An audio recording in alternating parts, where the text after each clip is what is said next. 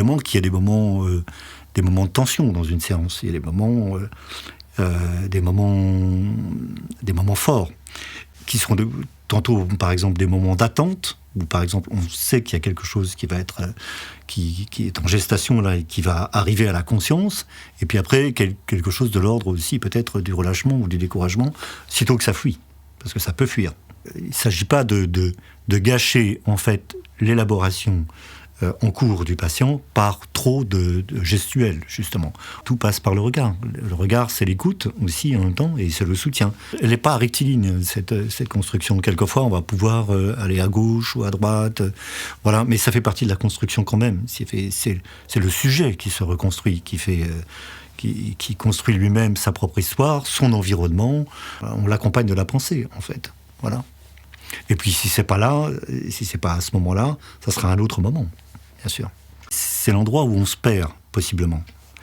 Donc, surtout quand on va loin et qu'on perd la notion du temps. Alors, même si, quelquefois, il peut y avoir un empêchement, justement, à construire une zone. Hein. Donc, c'est intéressant.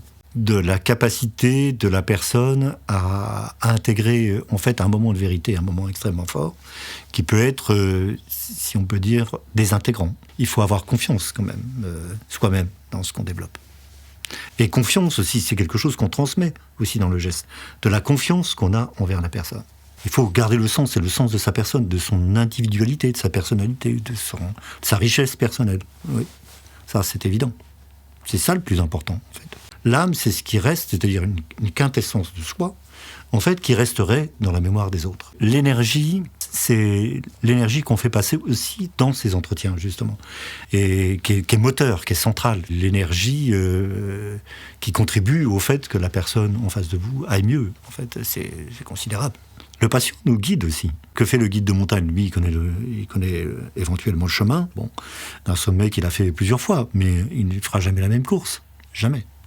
Ça dépend qui est avec lui.